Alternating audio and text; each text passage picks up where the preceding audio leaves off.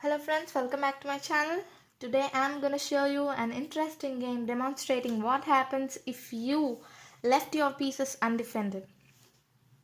So do you want to watch it? Let's get started. So in this game, white opens with c4. White opens with c4. So this is also a very good move because this c4 controls this square. So next, white replies with e5, which is a very good reply because this e5 controls this d4 square. Next, white tries to have a better control on this square, so that's why he played knight c3. This knight c3 controls this square and also this pawn. Next, black also tries to have a good control on this, so he plays this knight c6. So this knight and this pawn are controlling this square. Next, white plays g3. Yes, in one of my previous video I said that in the opening itself you should not touch these corner pawns unless there is an emergency. But here in this game there is a purpose behind this move, and the purpose is to place this bishop here so that we can have a control on this square, right?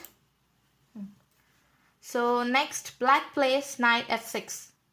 So now black is trying to have control on this square. So as I said, white plays his bishop on the g2 square and trying to have a control on this d5 square. So here if you can see that white has three pieces that are controlling this d5 square and black has only one. So next, black places his bishop on this b4 square. So black is developing his bishop as well as he is trying to castle. So this knight is not actually in the pin because there is a pawn in the middle. So this knight can legally move from this square. So white fears that he might lose this knight and he immediately places this knight here. So attacking this bishop and also this knight. Don't worry about this this bishop, because this is well defended by the knight. So black thinks that this move is so aggressive and he immediately captures this knight. And here, white can have the chance to capture this knight either with the pawn or with the bishop, right? So if white captures with the bishop, there won't be any, a great advantage. So rather than capturing with the bishop, white captures with the pawn. And as a result, makes an attack on this knight. So this knight has to be moved, otherwise black would lose a knight for a pawn, right? So this knight can be moved to here or here, any squares. This knight won't go to this square because that would be retreating back. He cannot go here because this would be away from the center. So the only moves left is to bring this knight here or here. I would recommend to place this knight here because it is escaping from the attack and also putting pressure on this pawn. But rather than placing the knight here, black places his knight on a very vulnerable square, that is d4. So when this knight is moved, I can immediately notice that black has lost the control on this bishop. Initially the knight was the only piece that was guarding this bishop, right? But when this knight has been moved, black lost the support on this bishop. So this bishop is now left with undefended. So white can try to attack it, right? Yes. And also we can see that this knight has come towards the area of white's area. So now white plays e3, attacks this knight.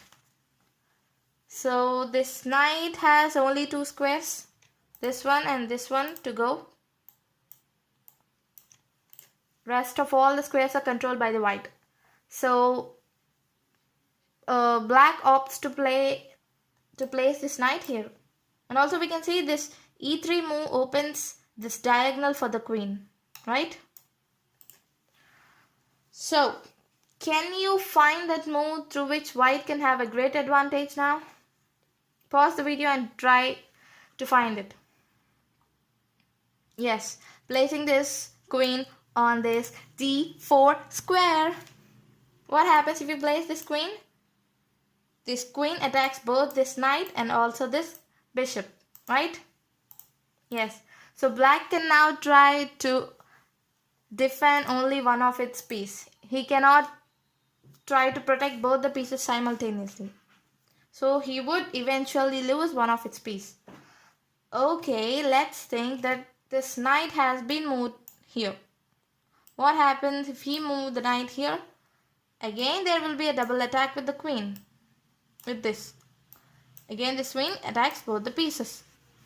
Again, black can move only one of its piece. He cannot move both the pieces simultaneously, right? So either he will lose the bishop or the knight. If he tries to defend this knight, will capture the bishop. And there will be a material advantage for the white, right? So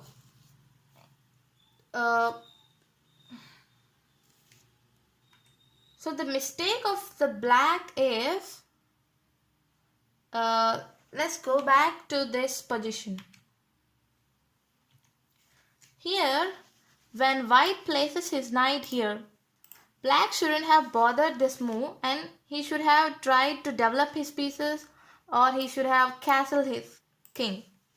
So rather than doing that, he just immediately captures this knight and allowing this pawn to come on this d5 square, right? So black captures and white captures, and this knight, this pawn is left on this d5 square, making an attack on this knight. So preventing this knight to control this bishop. Okay, that was not so good, but still black has a chance to defend this bishop.